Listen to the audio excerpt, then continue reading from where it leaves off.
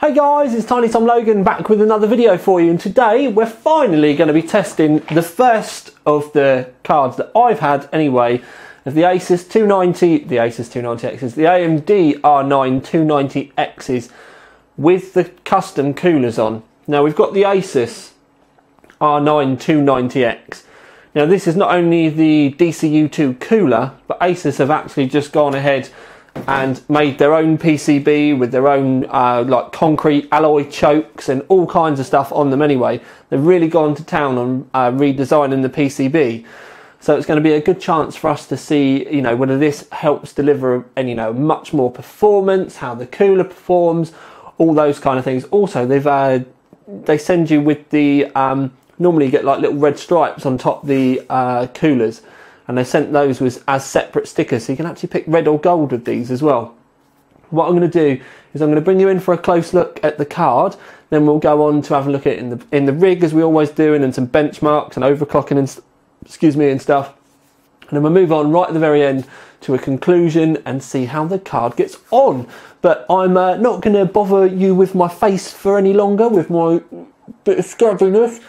And yeah, let's just move on and take a look at something pretty. Okay then peeps, so an up close look at the card itself. What we can see straight away, and it's the first thing I want to mention, is we have got the colour sections missing, and it's probably the most exciting thing about this, or at least to look at the card anyway, is the fact that ASUS do send you with a red pack and a gold pack that you can stick on as you wish. One thing I would say though is obviously they've done the gold because the red might not necessarily work with their new gold motherboards. So we've got the gold motherboard option and we've got the ROG motherboard option. One thing I will say though is I'm pretty sure last generation ASUS had a lot of blue motherboards, and I think for the price of these they're probably going to have cost them $5. It might have been nice to have had blue options there as well, so that then people that might not necessarily be using them with an ASUS board as well might be able to use the blues. That's the only real thing I can say about these stickers. I personally think it looks amazing without them. I think it looks very Batman without them as well. It's just the way these lines kind of come to the end. It does just make me think of Batman. Anyway, the cooler itself, if you didn't know it was an R9 290X DirectCU, you could be mistaken for thinking it was a 780 or a 780 Ti DirectCU, because they all look pretty much identical. The actual technology underneath is all pretty much the same as well as far as the cooler is concerned. This one, you can see it does have a rather big brace that goes right the way along here, almost like an underwire for a bra. Now when it's in the rig, it does still have a little bit of sag to it, so you know, maybe the bra's not quite up for the weight of the memories that it's trying to hold on to or something. I'm unsure, but this is definitely needed, but it also did feel like it needed more as well. There's a fair bit of weight to the card, and I don't think that the bracing was quite enough. It wasn't a massive droopy saggy one, but it wasn't perfectly straight like the Gainwood ties were that we did the other day. Anyway, 8-pin and 6-pin power. When we get around the back, we've got 2 DVIs, a HDMI and a full-size display port. All kind of pretty run-of-the-mill really. Got a massive single heat pipe on this side, and that's pretty much all you can see business end wise. All we can other see is the ends of the other ones. But it's around the other side where you see more of the heat pipes. And you can see that there's 3 different sizes as well. We've got those 2, and then a slightly thicker one, and then one ginormous one round this side. I'm tempted to say, because I forgot to look it up, but I'm tempted to say 6mm, 8mm and 10mm just off the top of my head, but I could be wrong. It is nice to see a backplate. As I'll talk to you about later on, this backplate does get hot though, so it is needed. And it's definitely doing something, but like I said, it does get very warm, but it does make it more aesthetically pleasing as well. Then again, the DirectCU2s always are, you know, good looking cards. Considering that's the bit that we see, then, you know, you get what I'm saying. Oh, nearly dropped it off the end there. Anyways, what we're going to do now is we're going to see this little beaut in the rig itself and get this video speeding along. Okay then peeps, so quick look at the full rig. We've got an AX1200i in the bottom. We've got the Rampage 4 Extreme Original in there. There's 32GB of Corsair Vengeance Pro. Yes, 32GB is overkill for a gaming rig, but it's 2400 megahertz and they only come in 8GB sticks. So to put 4 sticks in there, it just adds up. So anyway, okay, so we've got Corsair LED AF series fans. Now we've got 240s in the front sucking in, and then the rear one is sucking out of the back. And we've also got H100i in the roof. They're Corsair SP120s on the H100i. They're on quiet mode because they're the quiet edition ones, and they're just pushing the air out the roof. Corsair red braided cables in there, and then obviously the topic of today, the ASUS 290X DirectCU 2. Now the reason why I've got it off is because what I want to do is I want to turn it on so I can give you a gauge for the noise. What you do need to realise though is when I do switch it on, the AX1200i in the bottom will do its fan test, and on the fan test it will blast for 3 to 5 seconds at 100% fan and then turn off, and then it will all go quiet and you'll get a chance to adjust. So I'm just going to do that quickly. I'm going to stand quite close to it. It would be good if I flicked the power switch on though, that would be a very good start. Wait for the little light, ta-da!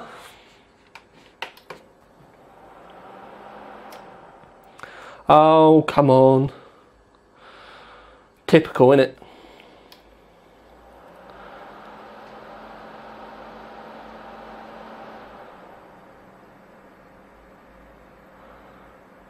So the fan's turned off now, it's going into post.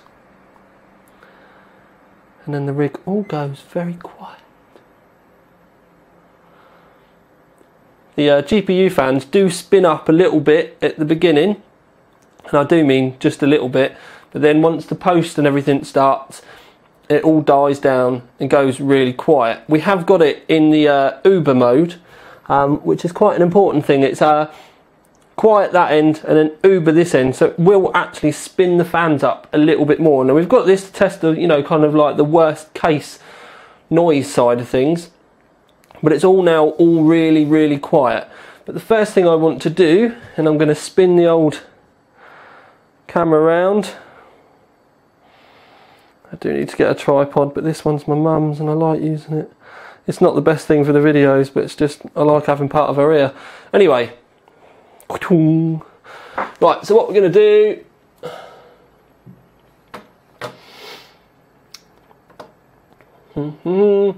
is, right, what are we going to do? Right, we're going to open hardware monitor. I'm going to stretch that out, and then I'm going to open GPU-Z. Now GPU-Z is quite literally just because it's just another way that I can show you temps, and what we're going to do is we're going to go GPU temperature, min max, fan speed, min max, no, min, right.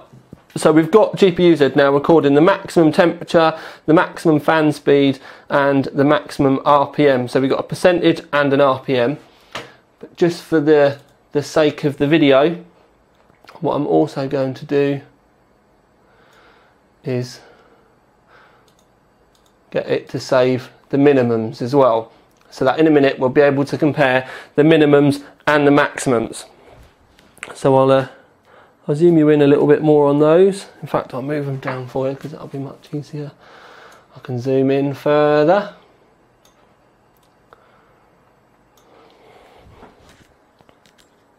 Right, so I've zoomed you in on those. What I'm now going to do is I'm going to open Valley. Now, while I remember, I have got the case side panel off and I'm just going to fit it. So it's like a normal PC case test.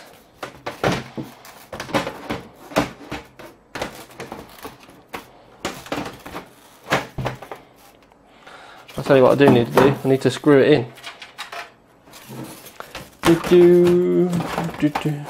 Right, so I'm getting there. Right, so we've got the old girl screwed in. What I'm going to do now is I'm going to run Valley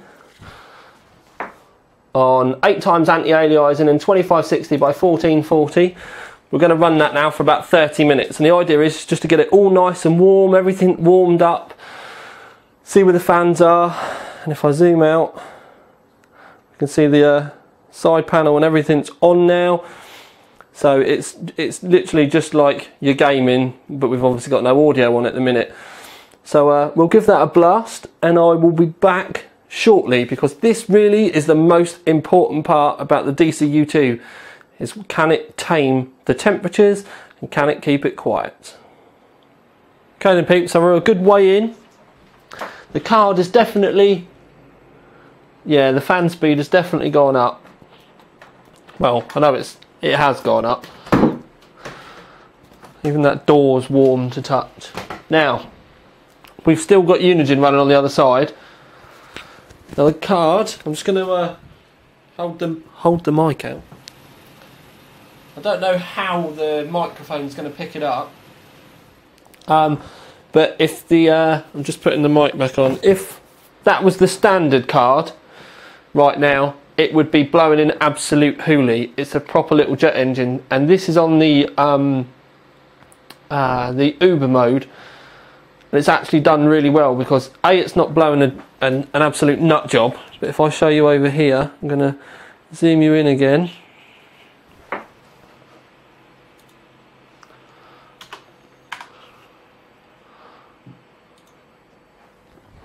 I'm going to go in,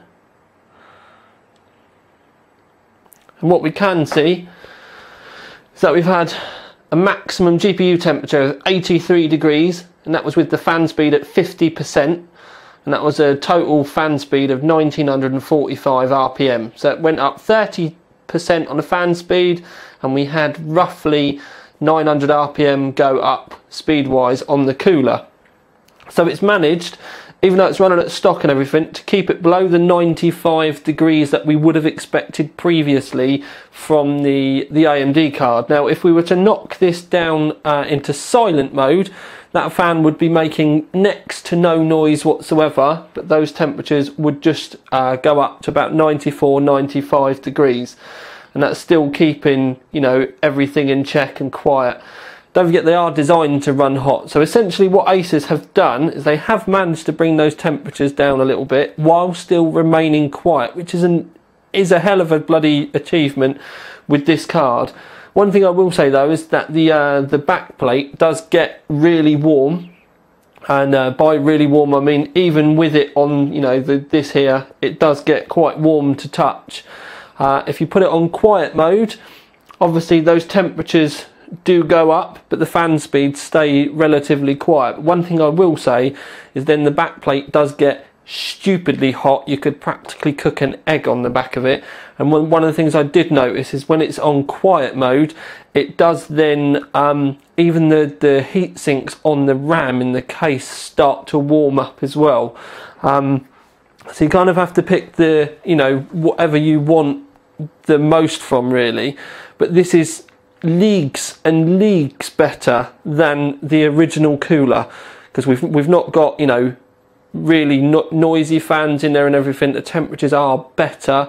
50% fans isn't particularly intrusive. You need to remember that I'm testing this in a silent room. You're probably not going to hear that once you're gaming and everything.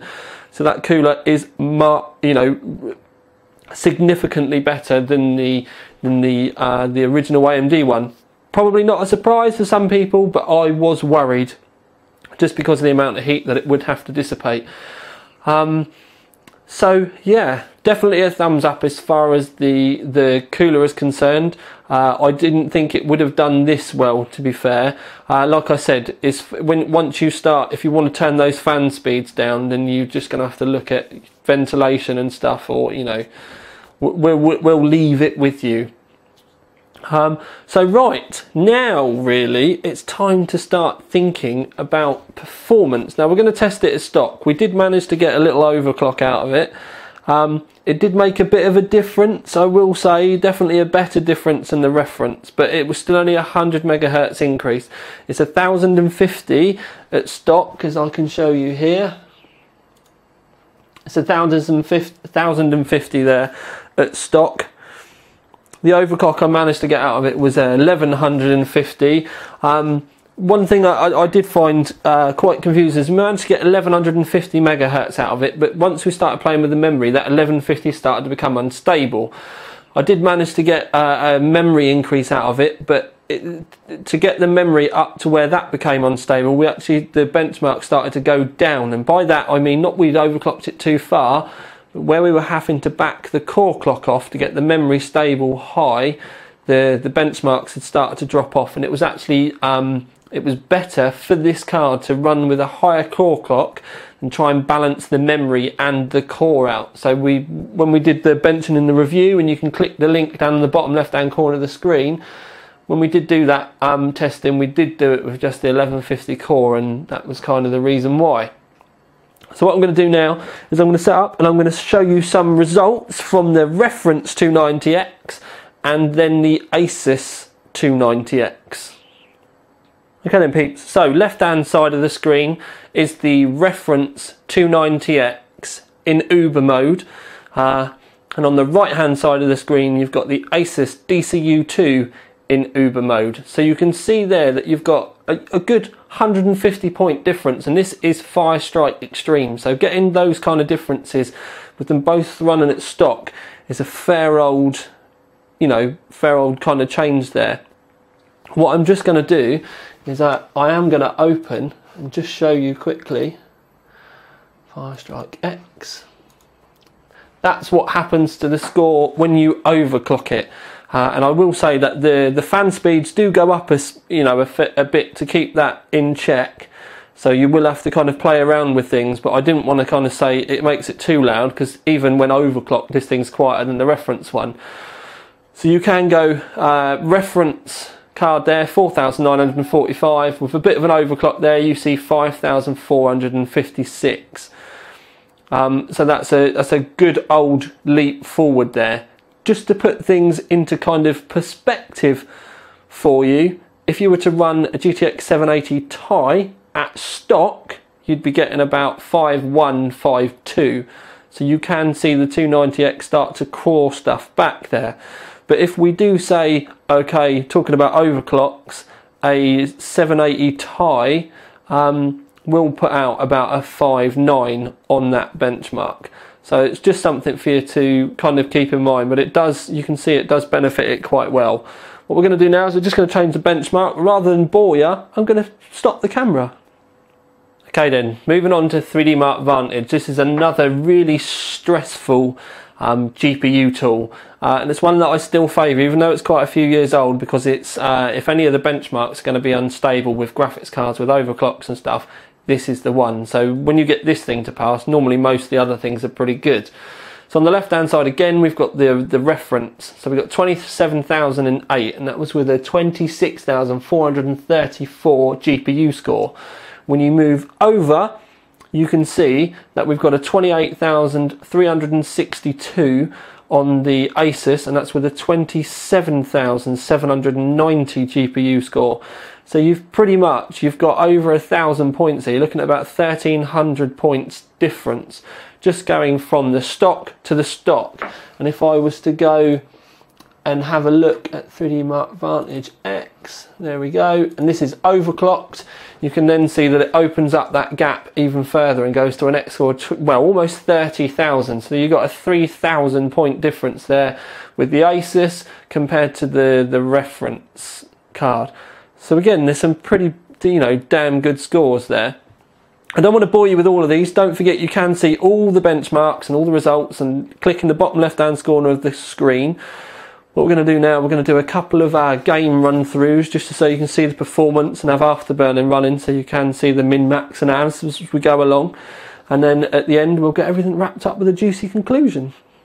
Okay then, so first game, an AMD one.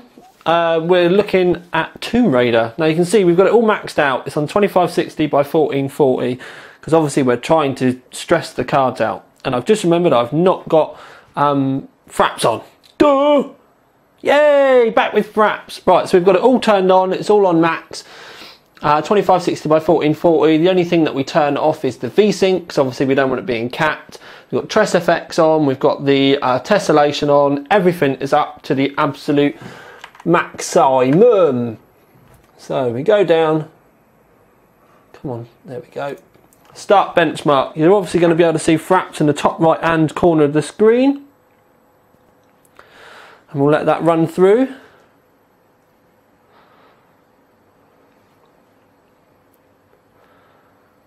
Now, like I said, you do need to remember that we've got everything turned right up. And we've got the old big resolution on there as well, 2560 by 1440. Does make a difference. People keep asking me about 4K, but let's face it, until you've got a 4K monitor or you're going to buy a 4K monitor, it doesn't really make any difference. Even these 2560 monitors, I don't see that many people using them, so I personally don't see the point in, you know, spending out all that money to get a monitor at the minute. So we're just going to keep using this one.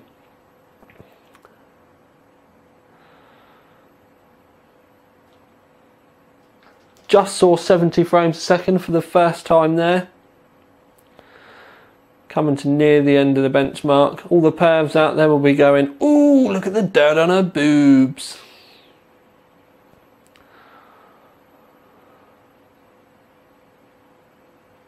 Right, so zoomage. We can see that we've got a minimum frames per second of 44.7, maximum of 72 dead, which give us an average frames per second of 58.1. What we're going to do now is I'm going to stop the camera and then we're going to move on to another benchmark. Okay then, so Hitman Absolution. Go to options, 2560 by 1440, full screen, VSync is off. We've got everything turned up as much as we can do. It's literally on the max. So all we're going to do is hit start benchmark, zoom the camera out again, and we'll let this run through. This is another one that's a good stress of the cards as well.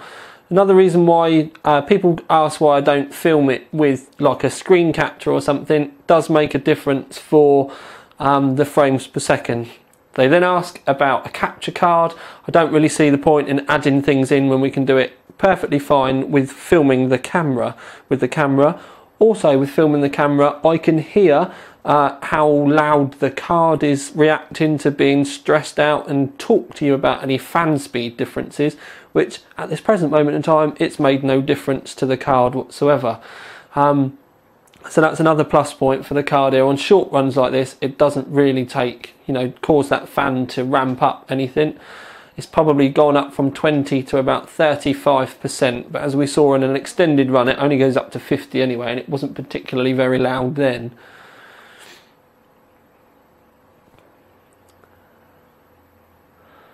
Right, zoomage again. Results, minimum of 31 frames per second, maximum of 79.6. That gave us an average frames per second of 39.2. Remember, if you do want to see the full lot of results, remember to click that link because you can see it with all the graphs and everything, and it does make things a lot easier to be, for you to be able to compare other results. I think what we're going to do now, we're going to do one more just quickly. Right, BioShock Infinite benchmark tool. First thing we're going to do is 2, so Ultra DOF or whatever they call it, Ultra DX11 DDoF. So we go 2, and then we want to go to 2 custom settings, 16.9, which is number 1, and then we're going to go 2560 by 1440. It is the same as using the user settings, but we've just gone the long-winded way about it, so we hit number 5. That will then start the benchmark, so we can zoom out.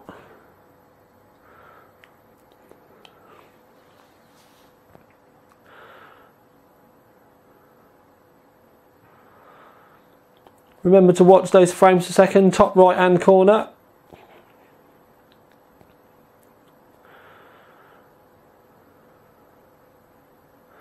Only thing with this is it doesn't give you a result at the end, so you're just getting a chance to see the frames per second here, because there's no point me opening the results file and showing you. You can see the results if you want on the website, but this is just a good graphical way for you to see the differences. At 59 frames a second now, as we drop down into the watery bit.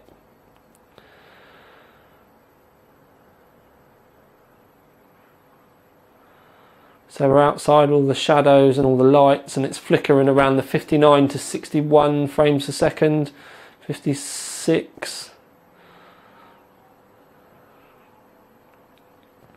I'll stop it at the end of this and we'll move on to the conclusion.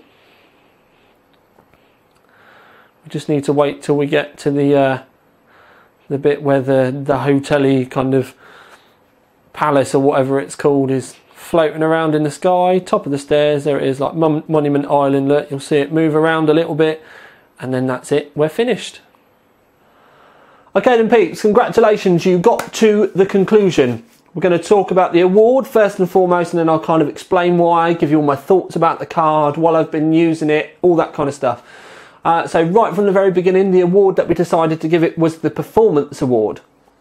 Now, why did we give it a Performance Award and not the Gold Award? Well, we do still really like the card, but the first and foremost thing that we have to say about it is the price does go from the kind of quite conservative nature of the 290X being around the £400 mark. To get your DirectCU model, it does then jump up to £499.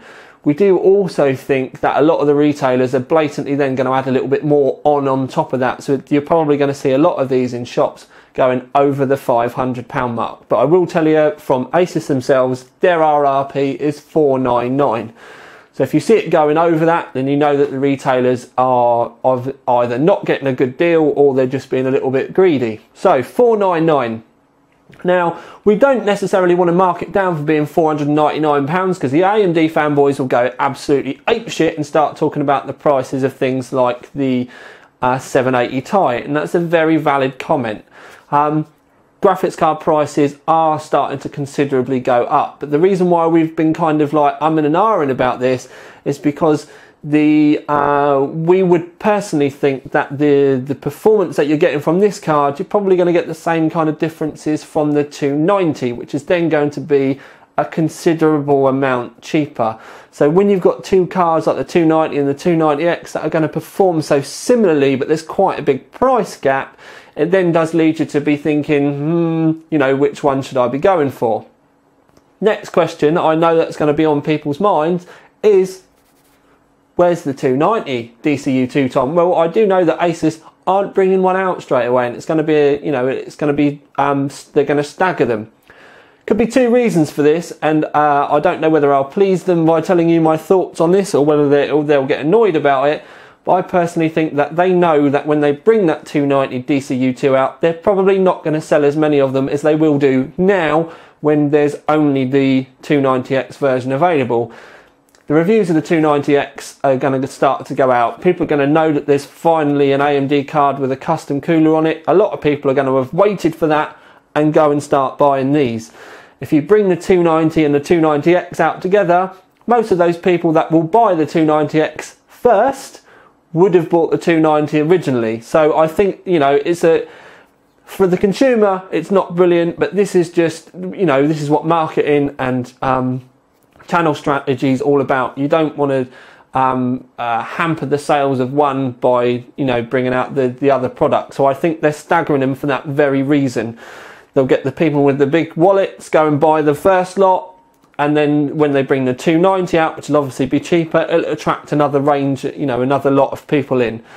That's my thoughts on it anyway. Don't give them grief for that. That's just the way the industry works. It's not an ASUS thing. Everyone fucking does it, and it's just the way, you know, things go. I'm just actually putting a face to it and telling you that's what people do. So don't give me grief, don't give them grief. But anyway, so the card itself, they do seem to have gone to a lot of trouble on that PCB, and I will say that the overclock I got on this was the same that I got from the reference card, but the actual overclock difference with this one did then transfer into benchmark results, whereas with the reference one it made next to no difference whatsoever. So in that respect, I think maybe the reference card, you know, I did not win the silicon lottery with that one. Having said that, for the, you know, it does make a little bit of difference in benchmarks and then maybe a frame or two in games, but I would still go as far as to say I don't think it's worth overclocking one of these at all, really. Whether it's just this one, and you know, but I've had a 290, I've had a 290X, and I've had this ASUS one come through now, and they've all pretty much overclocked the same. So, you know, different vendors, AMD reference. Now we're talking about an ASUS one. They're all pretty much the same. And even when you do get one that overclocks and the benchmarks do go that far, when you're actually talking about gameplay and frames per second and stuff, I don't think it made enough difference to really worry about. So the ASUS PCB didn't really transfer into, you know, mind-blowing overclocks and stuff, which was what a lot of people were shouting about, like the cooler was holding the other cards back. I will now go as far as say I don't think the coolers were holding the other cards back. I think they were just naturally hot and they just got, you know, noisy, so we didn't want to push them. Whereas now you've at least got the option there. You can push them if you want, but there's just not a lot of reward at the end of it. So with the ASUS PCB and all the, you know, the stuff that they've done with it, I'd probably go as far as to say it's probably going to last longer. If you run it in quiet mode, then they're going to get hot. So I do think that, you know, the ASUS PCB and all the work that they've done to it is probably going to then deliver more longevity, you know, more stability, and, you know, probably help it last a lot longer. Another thing you need to think about is AMD quite rightly kept postponing these cards, and, you know, they brought them to us for the most part, for most of the UK and the States at least, which are two huge markets, or I'll even go as far as to say Europe and the States. They brought them out when all the temperatures had dropped. So it was the end of the summer and we were moving into the colder kind of autumn kind of times. And I think that was also another very, you know, planned strategy by AMD, because they knew these things run hot. So with the ASUS card being designed to run that bit better and stuff, I think that we've definitely got a card that's going to not only be good throughout these colder evenings and stuff that we're getting at the moment, but probably isn't going to start throwing a hissy fit and cause RMAs when it gets to the summer, because they've really gone to town on the quality of the components on this compared to the reference boards. Now the cooler, even in Uber mode, as you saw, 83 degrees, 50% fan speed, it wasn't loud. It wasn't quiet by any stretch of the imagination, but it was not loud, and it's a remarkable difference from this to the reference card. I really could not live with that reference card in Uber mode or even in quiet mode. It was just, we don't need to talk about it. This ASUS one it's in a different league. It really is. You can live with this, and I do mean that you can just bang it in the Uber mode. Boom, there you go. Do all your gaming, benchmarking, whatever. You'll be happy. Especially if you've got cans and stuff on, you're not ever going to hear it. For those of you that run 24/7 and stuff and maybe want to leave your rig on overnight doing stuff, one thing I would suggest is, if you are going to be, you know, you want to run this, maybe not running like mining or something overnight in the same room, but if you want to be running this for doing, you know, whatever else, flick it over into the quiet mode and you'll be fine. As long as it's not under massive amounts of stress, it won't get too hot. What I will say though is, don't forget, with the BIOS switch, you do need to switch it off, flick the BIOS switch and restart to be able to activate those fan profiles. It's not a good idea to start playing with it live. It won't make any difference and you could end up causing problems with your card as well. But anyway, so you can make that little flick and it will be bearable for you to run overnight, you know, like I said. The reason why I say maybe not leave it running under stress is it's not going to get hotter than it should, but it's just the fact that you're going to have it running, say for example, if you're mining on it and you've got it in silent mode because you're going to be having it in your room, then that card's going to be under a lot of stress and probably running at 95 degrees and warming everything else up in your case as well for, you know, 6-8 hours, however long you sleep for. It's just, that would be something I would be slightly more uncomfortable with. But you know, those type of things are up to you. If it's just something that you like to leave on because you've got maybe a driver patch update downloading that's going to take an awful long time and stuff, it's not going to be the type of thing that's going to stop you from sleeping as long as the rest of your rig's quiet. And if it's not, the rest of your rig's not quiet, why would you even be worried about your graphics card fan speed anyway? So ASUS have done wonders, and I will say that that DirectCU cooler, I didn't think it was going to do this well. I definitely didn't think we were going to have a nigh on inaudible card still running at 90 odd degrees, but more so I didn't think that we were going to have what I would kind of say is an average stroke quiet performing card, then still actually being able to drop the speeds. And something that we did notice with this as well is there was no throttling whatsoever, whereas with the original reference card, if you had it in quiet mode, there was there was always the possibility, and I saw it, that if you run it in the quiet mode, that it didn't actually run at its full rated speed either. With the ASUS card, it never actually dropped down below the rated 1050 megahertz at all. Whether it's because they turned that off or something, I don't know, but it didn't matter what fan profile you had it on, it just worked. So we gave it performance because for £499 it does still deliver a good whack, but we do think that, you know, it's the type of thing that there's a lot of performance there, but you've really got to want a 290X to pay 500 quid for it. And it comes down to like personal choice and preference. We're not going to start saying, oh, you could get this for that sort of money and you could get that for that sort of money.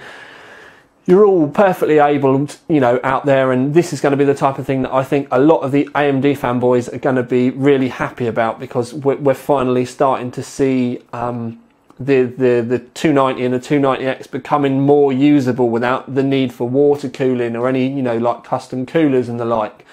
I do personally think that the 290 with one of these coolers would be the card I would personally want to pick out of the two.